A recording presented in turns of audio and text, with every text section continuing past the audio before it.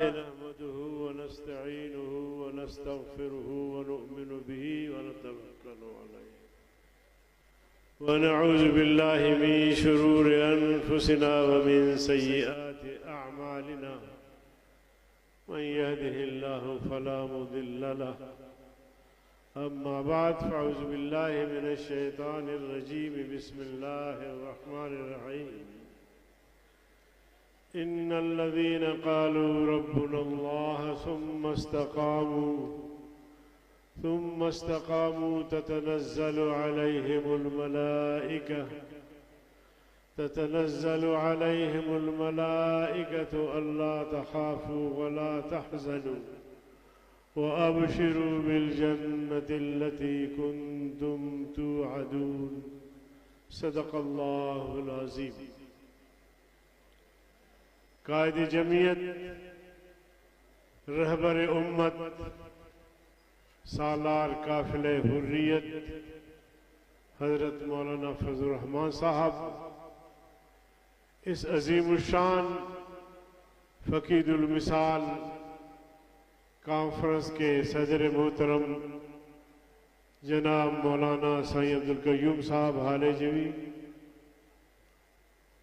मोहतरम जनाब doctor Nazi साहब, जमीयत उलमा इस्लाम पाकिस्तान के मरकज़ी कायदीन, सूबाई कायदीन और बिलखुसूस सूबा सिंध की क़ियादत, अज़ला की क़ियादत, कारकुनान जमीयत, सबको मेरा सलाम पहुँचे। अस्सलामु अलैकुम व रहमतुल्लाहि व बरकातुहू।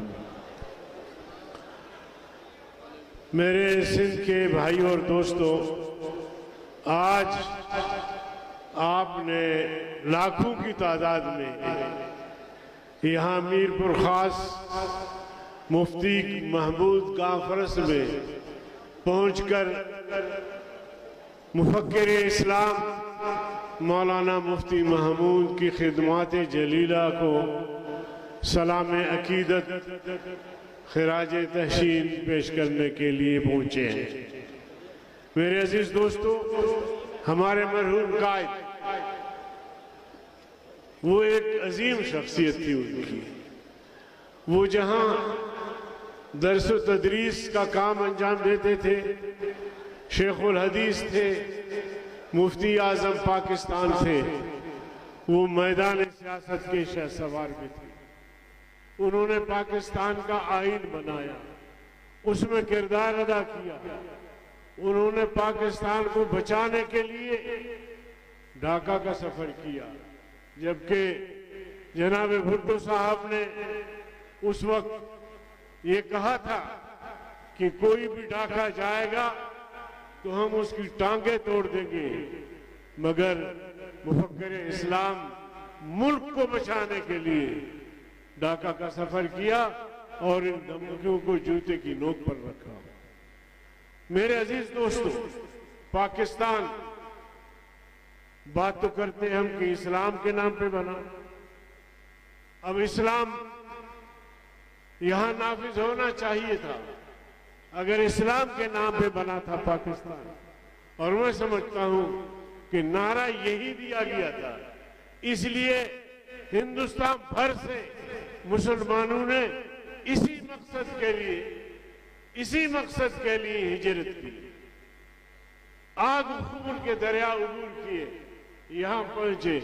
और मकसद यही था कि एक इस्लामी रियासत कायम होने जा रही है, जहां खिलाफत राशिदा का निजाम होगा, जहां हमें अमन मिलेगा, जहां हमें सुकून मिलेगा, जहां हमें इंसाफ मिलेगा।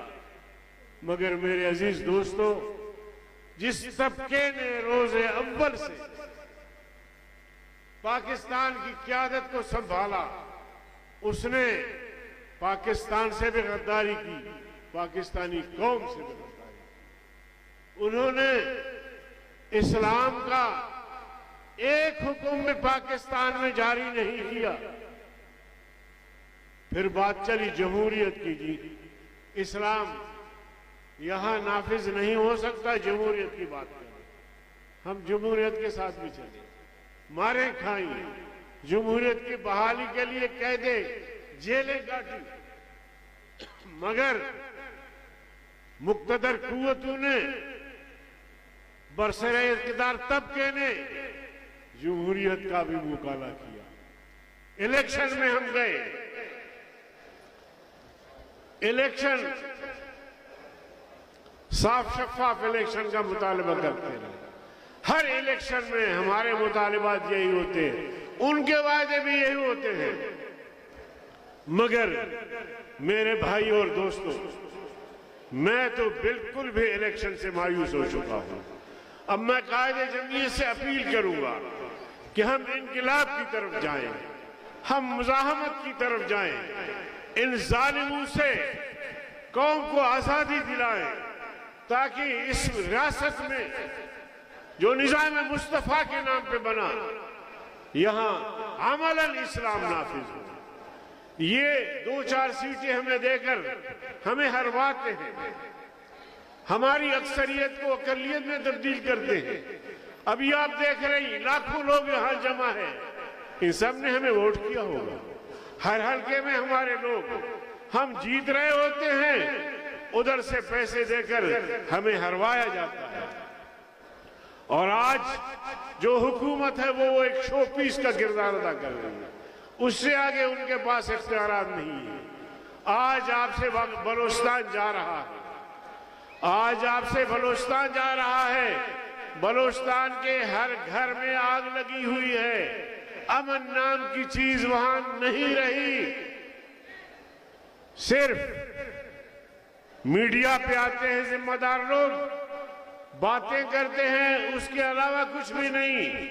खैबर पख्तूनख्वा आपसे जा रहा है, आजादी के नारे लग रहे हैं, खैबर पख्तूनख्वा में भी लग रहे हैं, बलूचिस्तान में भी लग रहे हैं। और मुकम्मल मुजाहमती तहरीकों का कंट्रोल है दोनों सूबों पे, मैं दावे से कहता हूं। अब इन हालात में पाकिस्तान कैसे चलेगा? ये लोग यहां तक क्यों पहुंचे? बलूचिस्तान के लोग इस हद तक क्यों पहुंचे? मेरे अजीज दोस्तों, ये जुल्म जबर की बड़ी दास्तान है। पाकिस्तान बनने के बाद से अब तक बलूचिस्तान में मुसलसल जुल्म जबर हो रहा है। बलूचिस्तान के वसाइल पे कब्जा किया जा रहा है, रिकॉर्डिंग और सैंदक पर कब्जा किया जा रहा है, साहिली इलाकों पे कब्जा किया जा रहा है। और ग्वादर, जनाबे वाला ग्वादर,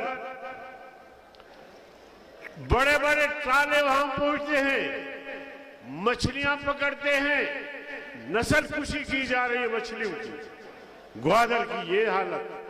सीपेक का हम सुनते थे कि सीपेक से बड़ी तब्दीली आएगी बलूचिस्तान में। हम अब भी कहते हैं कि जो मुआहदे हुए हैं उन पर अमल होना चाहिए, मगर हमारे नालायक नाअहल हुक्मरान सीपेक पर भी अमल दरामद करने में आमदन कोताही कर रहे हैं। तो कैसे चलेगा ये मुल्क? खैबर पख्तूनख्वा में और बिलखुसूस फाटा में जो सूरत हाल है, रोजाना के हिसाब से लोगों को शहीद किया जा रहा है, न किसी का कोई जुर्म, न किसी का कोई लेना देना। जुल्म जबर की इंतहा कर दी गई है।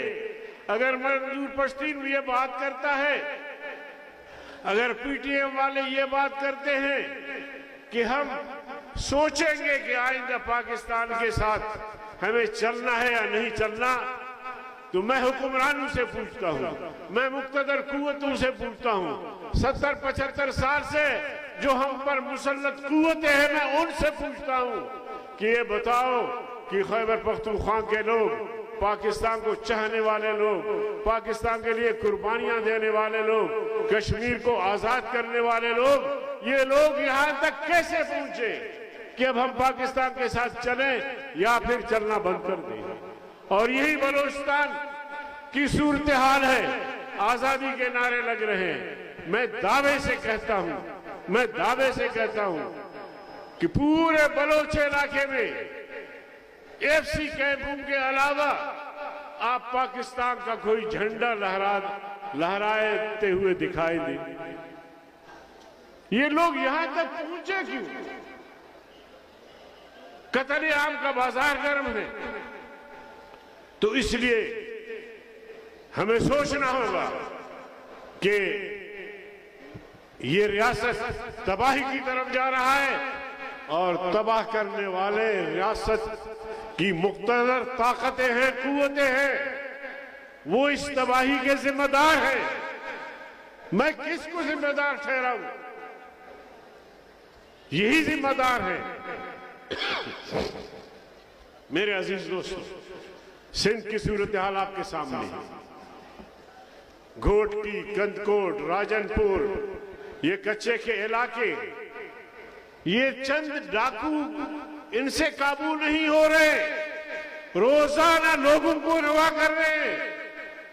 रोजाना बलोचिस्तान के कबाइल वहां से लश्कर लेके कच्चे के इलाके में जाते हैं।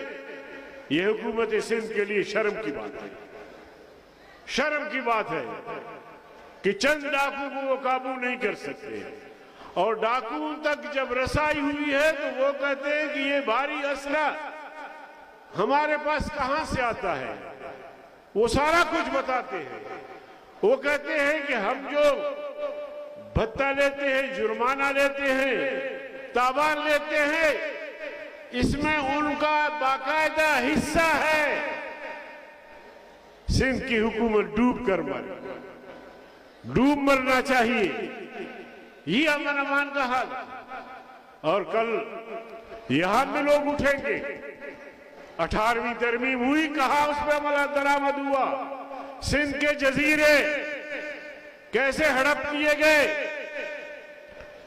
आखिर कब तक लोग बर्दाश्त करेंगे? इस्लाम को तुमने पनपने नहीं दिया, आने नहीं दिया, जमहूरियत को तुमने आने नहीं दिया, साफ और शफाफ इलेक्शन के इनकाद के रास्ते में तुम रुकावट बने, तो फिर वो कौन सा रास्ता है? आज भी कायदे जमीयत आपकी वजह से, जमीयत उलमा इस्लाम की वजह से, दीनी कुव्वतों की वजह से पाकिस्तान बचा हुआ है। इन नाअहल, नालायक, जालिम, जाबिरों की वजह से नहीं।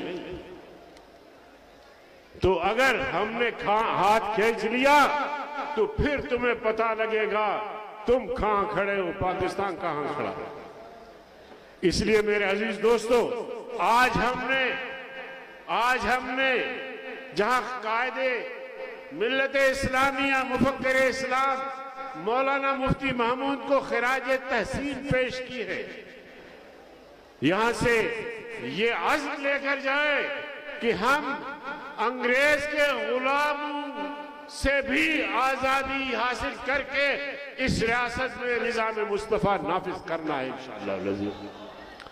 मेरे अजीज दोस्तों, फलस्तीन के मुसलमान कट रहे हैं, मर रहे हैं, शहीद हो रहे हैं, दुनिया खामोश है।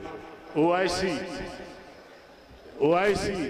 और इस्लामी तंजीम और अक़वाम मुत्तहिदा जो अमेरिका का ज़ैली इदारा है, और एक कहने की हद तक तो अक़वाम मुत्तहिदा है, जहां जहां कौमियतों में कोई मुश्किल पेश आए, रियासतों में कोई मुश्किल पेश आए, तो ये दखील होकर उस मसले को हल करता है। लेकिन यहाँ फलस्तीनी रोजाना शहीद हो रहे हैं, लबनान में लोग कत्ल हो रहे हैं, लेकिन अक़वाम मुत्तहिदा का कोई किरदार नहीं है। और अगर मुसलमानों के खिलाफ ऐसी करारदादें जो अक़वाम मुत्तहिदा ने फलस्तीन के हक में पास किया है उनके बारे में होते, तो फौरी तौर पर उन पर अमल दरामद होता। तो बहरकैफ हमें मायूस नहीं होना चाहिए, लेकिन हमें अब आज़म करना चाहिए कि शायद इलेक्शन के जरिए हमारे मसाइल हल न हो। हमें निज़ाम मुस्तफ़ा की तहरीक चला के, मुज़ाहमती तहरीक चला के, और इन अंग्रेज के गुलामों को शिकस्त फाश करने, शिकस्त फाश देने के लिए हमें आगे बढ़ना है। अल्लाह ताला हम सब का हामी नासिर हो। अल्लाह ताला कायद मोहतरम की सेहत और आफियत और उनको सलामत रखे, और ये जद्दोजहद जो उनकी क़यादत में जारी है, और मुफक्किर इस्लाम मौलाना मुफ्ती महमूद का जो एक मिशन था, इंशाअल्लाह वो हम हासिल करके दम लेंगे। वाखिर दाना।